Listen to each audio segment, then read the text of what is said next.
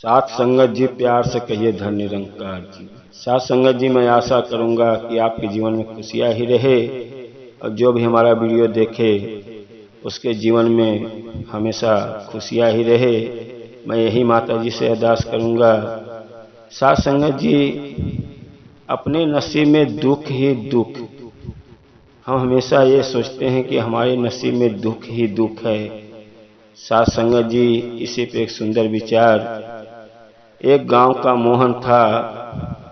मोहन की शादी हुई और उसको एक बेटी हुई। बेटी होने के बाद मोहन की पत्नी गुजर गई।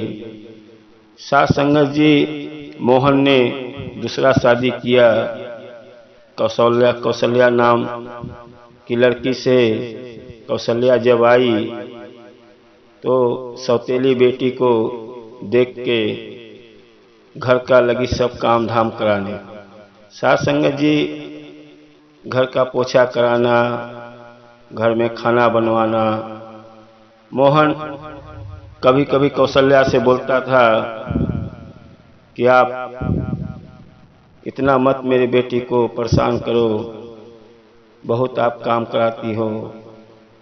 कौशल्या ने मोहन के ऊपर बिगड़ जाती थी कि आप तो बाहर बाहर घूमते हो, आपको कोई चढ़ा देता है, कोई कुछ बोल देता है तो आप मुझे आके डांटते हो और ऐसा करते हो तो मैं घर छोड़ के चली जाऊंगी और अपने बेटी को आप ही संभालो।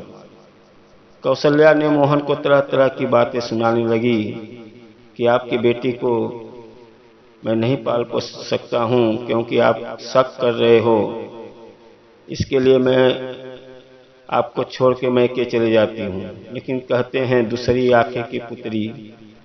कौशल्या को इतना मोहन प्यार करता था कि अब वो बोला आप जैसा समझो वैसा करो, मेरे बेटी को अभी आप ही को ध्यान देना है।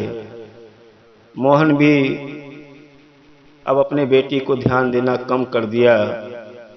घर में आता था तो अपने बेटी को डांटता था, क्या घर का थोड़ा काम करने का, थोड़ा कुछ करने का, ऐसा ऐसा वो भी लगा बोलने।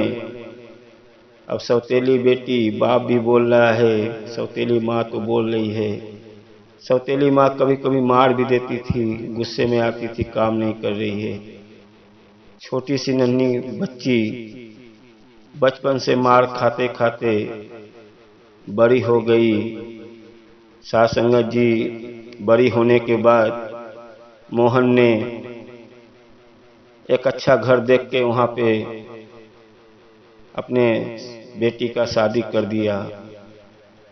जब बेटी का शादी कर दिया, जब बेटी ससुराल में गई तो जाने के बाद वहाँ पे खाने पीने का कोई कमी नहीं है। उसका पति हमेशा घर में राशन से लेके खाने पीने का हर व्यवस्था किया है। लेकिन उसका यही था कि जब वो बाहर जाता था, दारू पी के आता था, अपने बीबी को बहुत मारता था। अब वो सौतेली बेटी मैके में मार खाई और ससुराल में भी मार खा रही है। अब अपने नसीब का क्या दोष दे कि बचपन से पैदा हुई और बचपन से मार खा रही हूँ। यहाँ भी पति आता है, रात को बहुत मारता है।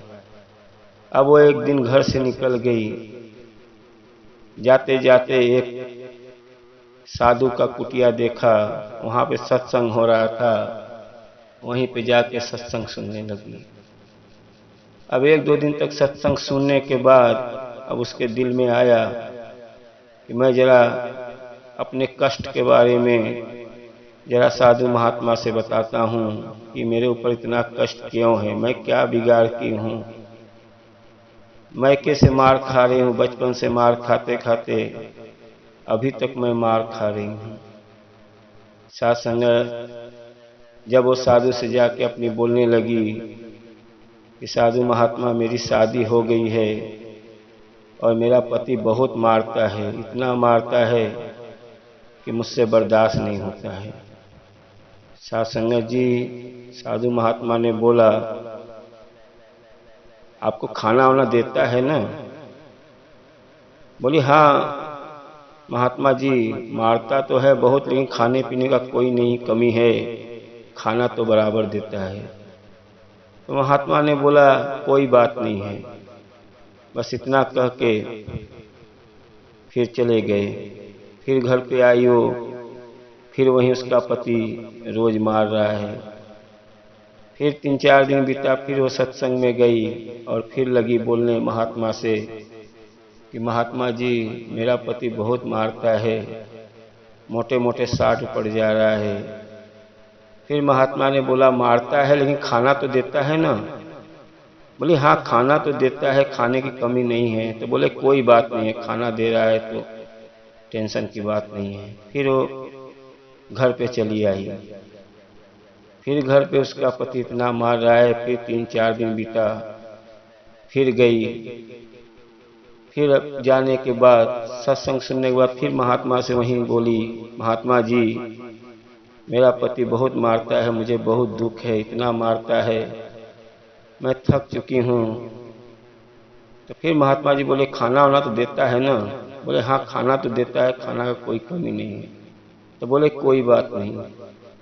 अब वो बेटी वहीं पे बैठ के लगी रोने, बोली नहीं महात्मा जी मेरे साथ ऐसा क्यों हो रहा है, मैं एकदम थक गई हूँ, मेरे पति को आप सुधारो, मैं क्या करूँ।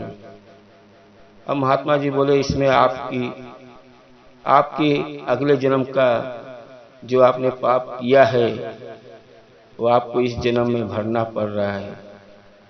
अगले जन्म में आपका वो सौतेला बेटा था जो आज पति बना हुआ है, आप उसको बचपन में इतना मारती थी, इतना मारती थी, मारते मारते वो भूखे सो जाता था, उसको आप खाना भी नहीं देती थी। और मारते मारते मारते आपको भूखे भूखे रह गया वो, और उसको मार के आपने खत्म कर दिया, लेकिन वो भूखा ही मर गया। लेकिन आपने खाना भी बराबर नहीं दिया और इतना मारा। लेकिन आपका नसीब ये है कि आप तो मार खा रही हो लेकिन खाना तो पेट भर दे रहा है। तो जो अगले जन्म का कर्म आपने किया है वो तो आपको इस जन्म में तो भरना ही है। साथ संगत जी बेटी बहुत रोने लगी। बोली महात्मा जी ने बोला आप हमेशा सत्संग आया करो, आपका जो भी पाप है अगले जन्म का धीरे धीरे कट जाएगा और आपके पति का भी सुधार आ जाएगा।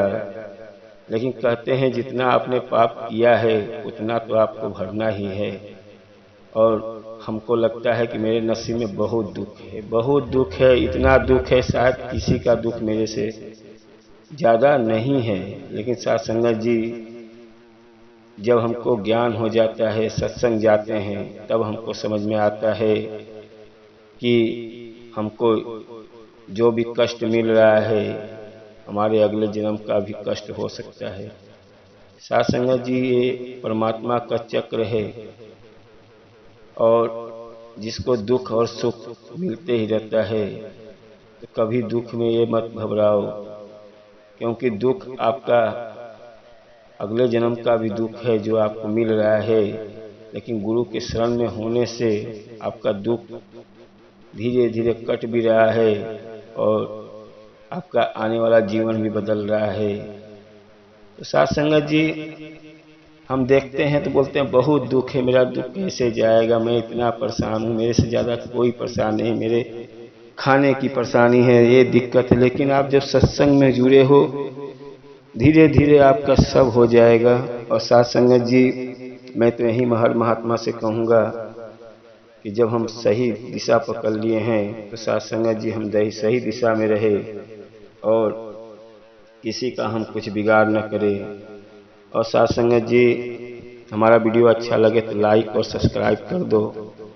मैं तो यही कहूँगा हर महात्मा से कि आपका जीवन अच्छे से रहे, आपका जीने का तरीका अच्छा रहे। और साथ संगत जी वीडियो को लाइक सब्सक्राइब करना ना भूले और प्यार से कहिए धन निरंकार जी।